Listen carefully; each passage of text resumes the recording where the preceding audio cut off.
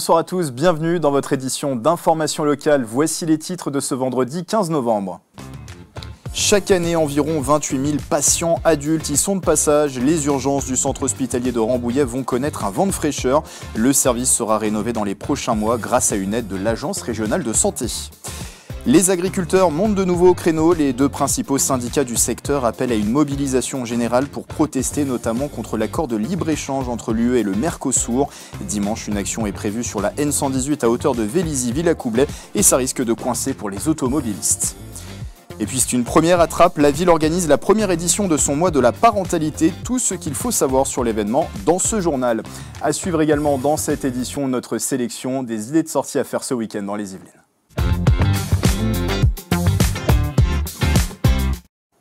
Mais avant de développer ces titres, une visite officielle dans les Yvelines. Le ministre en charge du budget et des comptes publics, Laurent Saint-Martin, s'est rendu au centre des finances publiques à Houille. Un déplacement en pleine actualité chargé pour le gouvernement. La partie recettes du budget présentée devant les parlementaires a été rejetée ce mercredi par les députés.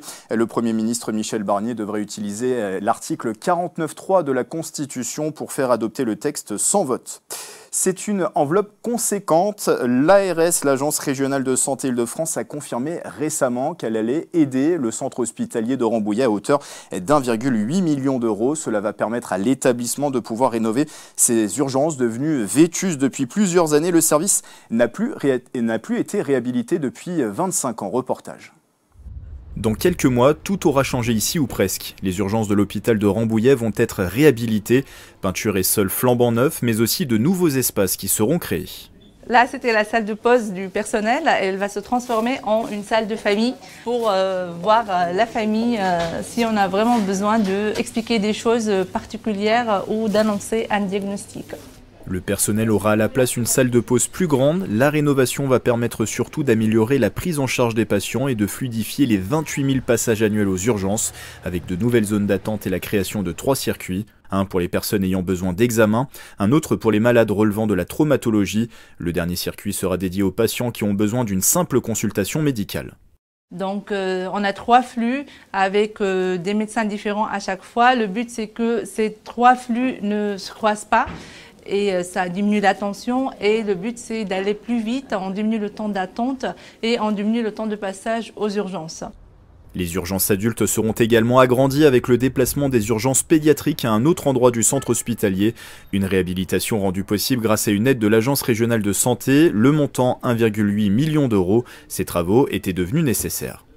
Le service des urgences dans sa configuration actuelle, en fin de compte, a été réhabilité il y a à peu près 25 ans. Soyons très clairs aussi, il y avait la vétusté des locaux. Ce sont des locaux qui accueillent beaucoup de monde, qui passent. Et effectivement, donc malgré les maintenances répétées, on a des locaux qui sont quand même avec une antériorité qui nécessite aujourd'hui des travaux de réhabilitation. Le chantier débutera après la signature du contrat avec l'ARS prévu d'ici la fin de l'année. Les urgences devraient être réhabilitées avant la fin 2025. Trafic fortement perturbé en vue. Des blocages pourraient avoir lieu dimanche et lundi. Les syndicats agricoles de la FNSEA et des jeunes agriculteurs appellent à une grande mobilisation nationale pour dénoncer les contraintes sur leurs exploitations et aussi l'accord commercial de libre-échange entre l'Union européenne et le Mercosur qui regroupe 5 pays d'Amérique du Sud. Dans les Yvelines, une centaine de tracteurs circuleront sur la N118 pour converger au niveau de la base aérienne 107 de Vélizy-Villacoublay dimanche à partir de 16 h. Il est donc recommandé d'éviter d'emprunter l'axe dans le sens Paris-Province de dimanche 17 h jusqu'à lundi 14 h. C'est une première pour la ville de Trappes. Un mois de la parentalité est organisé jusqu'à la fin novembre. Un événement qui a pour thème « Racontons nos histoires, partageons notre espoir ». Présentation avec Catherine Chabet, qui est conseillère municipale en charge de la parentalité. C'est au micro de Clara de Frutos. Bien souvent, on ne connaît pas ses voisins, on ne connaît pas forcément la culture de l'autre. C'était une manière aussi pour les familles de se poser aussi un petit peu et de pouvoir faire justement connaissance avec les autres.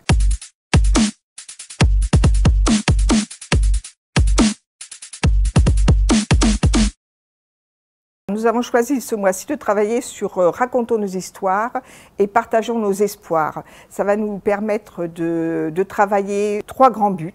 le partage des expériences de chacun, puisque nous sommes une ville avec multinationalité, la découverte d'autres cultures et la construction d'une vision commune, d'une parentalité solidaire et inclusive. On a choisi ce thème de façon à ce que justement les gens puissent mieux se connaître.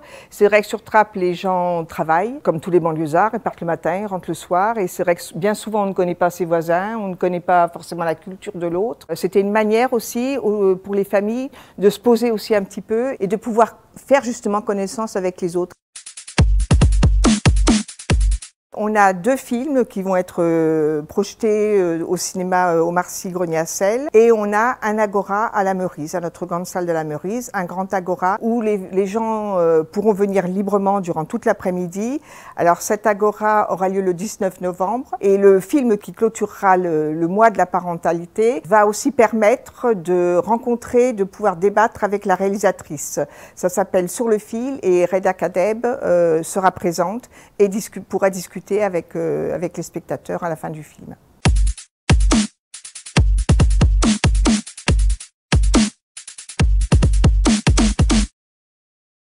Nous vous en parlions cette semaine dans le 7-8 après Poissy et Morpa. Une 3e commune des Yvelines va expérimenter la tenue unique pour les écoliers. Il s'agit de La Verrière qui en décembre, cette commune donc va mettre en place le port de la blouse dans 3 écoles maternelles de la ville. Ces dernières seront apportées, ces blouses, au-dessus de la tenue de tous les jours. 2 blousons seront donnés à chaque élève. Selon la municipalité, cette mesure doit permettre d'amener une cohésion entre tous les élèves de la commune. Propos recueillis par Patrick Jacques de Dixmude.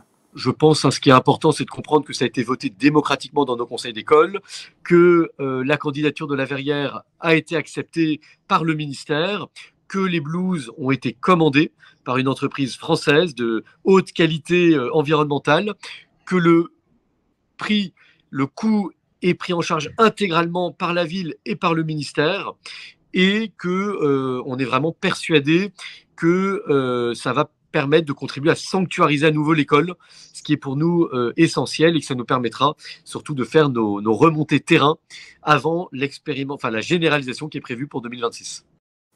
Coût total de l'opération, 10 000 € financés à 50% par l'État et à 50% par la ville. Allez, on termine ce journal avec quelques idées de sortie à faire ce week-end dans les Yvelines.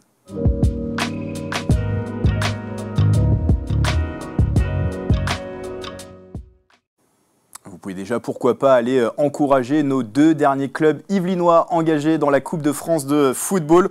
On joue ce week-end le 7e tour avec un match notamment dans les Yvelines où il y aura fort à faire face à Boulogne-Côte d'Opale, un club qui évolue 3 divisions au-dessus du club yvelinois. La rencontre est à suivre ce samedi à 14 h et puis Versailles de son côté se déplace à 18 h sur la pelouse du Canet en Roussillon. Bonne chance à nos clubs yvelinois. À Montigny-le-Bretonneux, c'est une journée sport et solidarité qui vous est proposée samedi de 8 h à 18 h au centre sportif Pierre de Coubertin. Voici l'affiche de cet événement. Vous pourrez participer à des marches de 25 km, assister à un tournoi national de hand-fauteuil ou encore donner au profit des Restos du Cœur. Si vous voulez plutôt chanter ou danser, le festival Blues sur scène se poursuit jusqu'au 23 novembre dans les Yvelines et il reste des places. Ce vendredi soir, direction le Sax à HR pour une soirée blues rock années 70 avec Comodrag and the Moonudor et Little Odetta. Demain samedi, rendez-vous à Guerville pour un concert blues country à la sauce US avec le groupe Macadam Farmer. Petit avant-goût.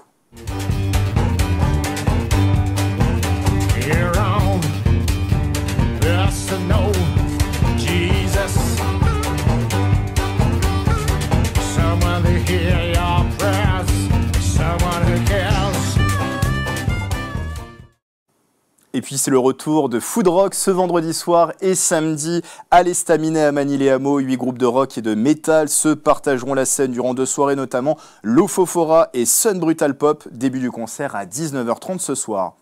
Voilà, c'est la fin de ce journal. Merci de votre fidélité. Retour de l'info locale dès 10 h lundi avec le flash d'info locale. D'ici là, passez un très bon week-end sur TV78.